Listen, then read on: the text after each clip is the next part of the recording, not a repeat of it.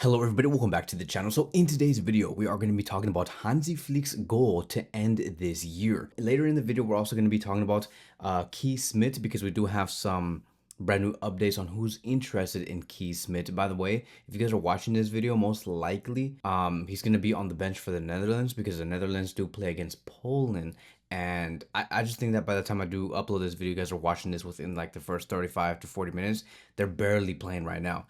Because in my time they play at 11:45 a.m. and right now it's 9:43 a.m. So in about 2 hours. So yeah, so keep an eye on that game because Kees Smit might actually be there and might actually play a couple of games. And then later in the video, we're also going to be talking about Andreas Christensen, right? Because this is also another player that I have kind of been ignoring for some reason. I know that Christensen has played a very important part in Xavi Hernandez's era, but in Hansi Flick's like new thing that he's building here, Christensen has been a player that just does not exist at all. It's as if like it's like if we sold Christensen like 2.5 years ago or something crazy like that. Like we have barely seen him, and for a very good reason, by the way. But we'll be talking about that later in this video. But first, let's talk about Hansi Flick's goal and what he wants to do before this year does end, because there's a lot of things that is going on in Barcelona's squad and also in the schedule of Barcelona and also Real Madrid. But let me explain. So Barcelona are entering the final international break right now, right? Barcelona have to send all of their players to Spain, England, wherever, the Netherlands, Germany. They have to go all out there and just play their international matches. Barcelona have to just look and suffer. We have to look and suffer and just hope that nobody gets injured in these last 2 months of the year. But currently, right now, we are 3 points behind Real Madrid. 3 points behind. If you think about it, if Barcelona were to have won against Real Madrid 3 weeks ago, we probably would have been in first place today. But because we lost to Real Madrid, which I think was 2-1, right? That is why we're 3 points behind Real Madrid. And I have said this many times before. This Real Madrid team in this season, it is nothing special. This is a Real Madrid side that can easily be beaten. And that is because of multiple reasons, right? Because Xabi Alonso still has to have some things figured out, like what system works well. How can I get the best out of this player? Why is my defensive line leaking a lot of goals? There's a lot of things that he has to answer and he's yet to fix. So right now as well, Barcelona are going through a lot of injuries, but a lot of players are coming back. So for example, Yamal went out for a couple of months. Pedri went out for a couple of months. Raphinha has been going out for a couple of months. Joan Garcia and other players, right, who have experienced a lot of injuries in the past 3 to 4 months. And I think that a total of 10 to 11 players have gotten injured in our squad, which is insane to me. How lucky were we last season to see players like Raphinha and Pedri never get injured? So for sure, that has also given us like a huge hit in our sporting level. We have missed a lot of players, and with Raphinha, Pedri, with the also Yamal who has returned as well, and Joan Garcia coming back, we have 6 La Liga games to play for by the time we do return from the international break, and most of these players are going to be returning after the international break, and we have 6 La Liga games to play for and 2 Champions League games, which does revolve around Chelsea and Frankfurt. Those are going to be 2 very important matches and difficult matches, and yes, we need Raphinha, we need Pedri, we need Joan Garcia as well. Can I guarantee you guys that they're going to be returning at 100%? I don't know. I have no idea. However, I do hope that they come back with a lot of firepower, right? A lot of firepower, a lot of willingness to win more and more. And I miss Raphinha, man. I miss Raphinha more than anybody else. Raphinha was that guy, and I think that with him going back into the left wing position, it's really going to give us that guarantee that we can at least be organized in our press. We can be more intense in our press as well and win the ball as fast as possible when the defensive line of the opposition do have it. So here's the thing, right? With that being said, Flick has a one goal before the year does end. As I explained before, he wants to finish at the top of the league table by the end of this year. And he wants to overtake Real Madrid more than anything else. He wants to be in first place. And like I said, we have discussed why Hansi Flick has this goal, because Yamal is going to be in the squad with Raphinha and Joan Garcia. We have a lot of our players are going to be returning. And with Pedri also coming back for the matches against either Athletic Club or Chelsea, it's good news. But most importantly, when we come back from the international break, Barcelona are going to have 3 straight home games. 3 straight home games in La Liga when we come back from the international break, which is going to consist of Athletic Club, Alaves, and Atletico Madrid. And here's the thing. This season, we have held a perfect like record in terms of us playing at home. We have not lost yet. We have a perfect record. And I think that we can continue that against Athletic Club, Alaves, and Atletico Madrid. 3 straight home games when we do return. And here's the thing as well. When Real Madrid return from the international break and they play their games, they have 3 straight away games, not home games, but 3 straight away games when they come back. And that is going to be against Elche, Girona, and Athletic Club. Clearly, we have the tougher games. But the fact that Real Madrid have these 3 straight away games and they're not going to be at the Santiago Bernabeu, there's a chance that by the time we do finish our 3 straight home games and there's 3 straight away games, Barcelona could be in first place before we know it. We just have to win our next 3 matches, because I do see Real Madrid dropping some points. Whether it's a tie against Elche, a tie against Athletic Club, Barcelona can reach first place. It's very much possible. So that is going to be the goal, and that is what Flick wants to do. Now let's move on towards the next conversation, and I quickly want to run on Kees Smit, because I did talk about Kees Smit not too long ago, but I do want to give you guys the small updates. But if you guys have not seen that video, I want to give you guys some context. So Ronald Koeman, who was our previous coach at Barcelona back in 2020 and 2021, Ronald Koeman was speaking about Kees Smit, and he was saying, you know, I love this 19-year-old midfielder, a player that I have been working with, and he is a player that does remind me of Pedri. And the reason why is because Koeman did say, oh, it's because his intelligence, the movement, the on-the-ball timing and stuff like that. It's what reminds Ronald Koeman of, you know, of Pedri, right?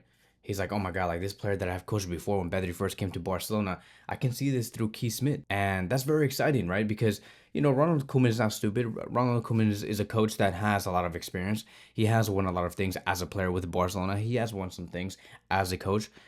And I think that Ronald Koeman is correct. If he says things like this, we should trust him. And I think that can also give us that extra connection, right? That extra connection between Pedri moving, not Pedri, Kees Smit going to FC Barcelona, because there has been other clubs that have been interested in Smit. There has been other clubs. There has been some sort of like small updates on Kees Smit ever since Ronald Koeman said things about the player. Like, for example, we did not talk about that Real Madrid were interested, and now they are. We did not talk about that Bayern Munich were interested, and now they are. Dortmund, Newcastle, Crystal Palace, they're all interested in Kees Smit now.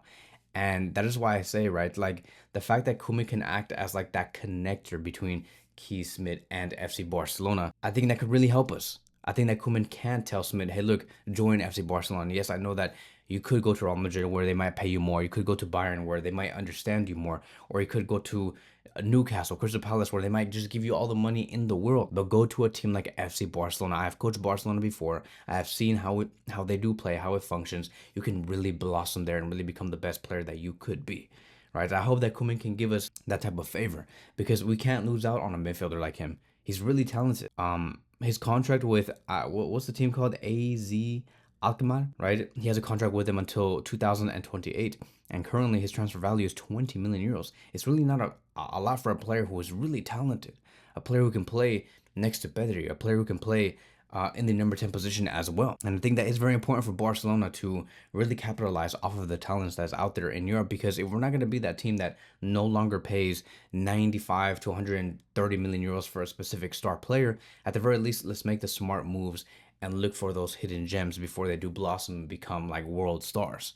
Right? Barcelona must become that team again. And, you know, Smit did admit earlier this week, and he stated, Barcelona is my favorite club. I watch almost every game, so clearly he is a fan of FC Barcelona. And then he stated, before I was a Kevin De Bruyne type of player, but now I'm a Pedri or Frankie de Jong type of player. So clearly you can see that he has been evolving. Clearly you can see that the fans have been viewing him differently as he was growing older. And I think that out of these 3 players that he has talked about, Kevin De Bruyne, Pedri, Frankie de Jong, he looks more like a Frankie de Jong. But a Frankie de Jong that's much more, I would say, vertical. A Frankie de Jong that receives the passes and puts the passes straight into the box, like very, very forward. Kees Smit is that guy, right? He is Frankie de Jong, but with much more verticality, and that does excite me a lot. Because the only thing that Barcelona is in terms of our attack is our ability to be very vertical, to always transition as fast as possible into the attack. Kees Smit would really blossom at a system like a Hansi Flick system. So let me know in the comment sections down below. What do you think about Kees Smit? Do you believe this is a player that Barcelona should get? He's 19 years old, would cost around 20 million euros, very much admired by the top European clubs in the world. So let me know. Would you sign him? And how would you, let's just say, shift the midfield? Like, who would you let go? Because clearly we're gonna have so many midfield options. If we just add Smit into the team, we still have Casado, we still have Bernal, we still have Dro. Who would you take out to like allow more space and have more of a fluid rotation in the midfield? So now let's talk about the last conversation. And I do want to speak about Andreas Christensen. And like I said, I have ignored this player for some reason, and that's mainly because it's just as if we sold him 2 years ago. But Christensen said some very interesting things earlier this week, and he stated, "I don't have a plan B," because he was talking about how if Barcelona don't renew him, Christensen is saying, "I don't have a backup plan. I don't know where else to go," and he's basically also saying, "I want to stay here," because he just never created a plan B. He never even thought of a plan B. He wants to stay in plan A, which is FC Barcelona, and this is kind of like weird to me. I don't know why. I don't know if this is like a tactic coming from the agents, from the players and stuff like that. Like Lewandowski is kind of almost saying the exact same thing. Lewandowski, if you guys have heard the reports, we have heard that if Lewandowski does not get offered a contract renewal with FC Barcelona, he's going to retire. Like there's no plan B. This sounds very similar to what Christensen is saying. So I don't know if this is like a sports agent tactic and they're saying this, that you should say this, like, look bro, like say this to the media and you're gonna make Barcelona feel bad and they're gonna give you like a contract renewal. It's kind of weird because I have never heard in my life on a player saying that I don't have a plan B, like I don't have a backup plan, like if they don't give me a contract renewal, I'm just gonna be out there on the road asking for pennies. So I don't know, it is kind of weird. I don't know if this is like a tactic or something, but it just feels very unprofessional for Christensen to say that I don't have a plan B. He must have a plan B. Why would he not? Right? It's weird. He's also 28 years old or 27. He's still very young. He still has like a good 4 to 5 years as a center back to reach top level, and he can do that somewhere else. So I don't understand why he would say I don't have a plan B. Like, you trying to make Joan Laporta feel bad? Are you trying to force Barcelona to only give you a contract renewal to stay here and eat 90 million euros of the wages per season, or what's going on here? So yeah, he has a contract until 2026, June 2026. So his contract is going to be disappearing in like a few months.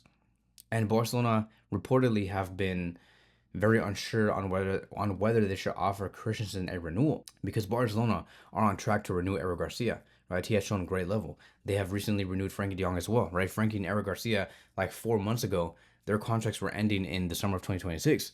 But they have worked on Frankie De Jong. They have worked on Eric Garcia. And for Lewandowski, the only reason why they have not offered him a contract renewal is because he's 37 years old. You have to take it month by month. We don't know how he's going to be reacting by the time we get into February, March, and April. So it makes a lot of sense for Barcelona to wait on Lewandowski because, once again, he's in the upper 30s. But with Christensen, it just seems a little off, right? I think, he's still very young, 4 to 5 years left. If Barcelona wanted to renew Christensen, we probably would have heard on something already. Like, oh yeah, we're working on it. We just have to fine tune some details. But Barcelona have not done that. And I think that Barcelona are not interested in renewing him. I don't think they are, because I'm going based off the actions and the consistencies that we have seen from other players where they have renewed them. And I don't think that Barcelona is interested, which makes me really believe that Christensen is doing that tactic with his agent and saying, I don't have a plan B, like, please renew me. And, over the past 2 seasons, his role has been declining a lot, and that's mainly because of his injury history. He has gotten 2 injuries last season and has already gone through 2 different injuries this season. Also, keep in mind that there has been a lot of defensive competition. In the first season under Hansi Flick, bro, Inigo Martinez was amazing. Cubarsí was amazing. Araujo was coming in and out. Eric Garcia sometimes played in those positions. The competition was immense. I know that Christensen was injured. I know that he was out for like 7-8 months, but still, like, it did not help his situation. And I think that Barcelona have also tried multiple times to sell Christensen, but it just has not come into fruition. Like, for example, we go into the summer of 2024 when Hansi Flick first came in. The plan was, yes, to have Cubarsí and Inigo Martinez as our main center backs, and as we saw through the 2024-2025 season, and Christensen was at some point on the transfer list, but because he went through like an Achilles injury, it stopped any deal to happen. And Hansi Flick was like, you know what, just stay, bros. Okay, like, you're you're injured, but just stay here. I'm gonna be revolving around Barca and Inigo Martinez, but when your time comes, and we'll see how it goes during the training session. So whatever, right? We fast forward 6 months later to January 2025. His injury has mainly healed. Barcelona did try again, but it took a lot of time for him to recover. Like, they saw Christensen during the training sessions, and they're like, okay, like, this guy is not at the level that he should be at. So that kind of did not help the situation. Like, if we were trying to sell Christensen to a different club, no one was interested at all. So they're like, okay, you know what, just stay here for another 4 to 5 months, whatever, just complete the season with us, whatever. Especially with Christensen saying that he has the desire to stay at Barcelona. So we move on to the summer of 2025, which was 5 months ago. Barcelona once again considered to sell him again. And with 1 year left in his contract, they were like, bro, we have to let him go this time. Like, we tried twice already. We have to let him go. And the moment they put Christensen on the market and Barcelona were ready, they're like, okay, bring in offers. Guess who was the one center back who left in the summer of 2025? It was Inigo Martinez. And that destroyed Barcelona. To Deco and Flick, they're like, we have to keep Christensen because we don't even know if we're going to have a reinforcement for Inigo Martinez. Like, who else? Like, can you imagine letting go of Christensen and Inigo Martinez just out of nowhere? Like, Inigo Martinez just left out of nowhere, bro. Like, he just told Flick, hey, look, I got this offer from Saudi. I have a family and I want to accept this 40 million euros a season deal, and I can't do this. And so that destroyed Barcelona, and that forced Christensen to stay for longer than usual. So it's a very complex, very intense and stressful situation. We'll see. I personally am not interested in renewing Christensen. I know that he did phenomenal under Xavi Hernandez, scoring those goals, and that goal against PSG, by the way, back in 2024, right? In May 2024, very instrumental to the 2022-2023 season, where Barcelona were defensively so reliable, the best defensive team in the world, only allowing 20 goals in one season under Xavi Hernandez. Christensen played a part of that, right? What everybody called back, Balde, Araujo, Christensen, and what was the other one? Kunde, right? So Christensen has had beautiful moments at Barcelona, but with us moving forward, with us trying to look for brand new center backs, like even with Schlotterbeck, a player that Barcelona wants in January 2026, I think that now it is officially time. It is officially time, and I think that Christensen in the end will find a different club. That there is a plan B. I think that all of this is just a tactic. So that is it. That is going to be wrapping up today's video. Thank you guys so much for watching, and I will see you guys in the next one.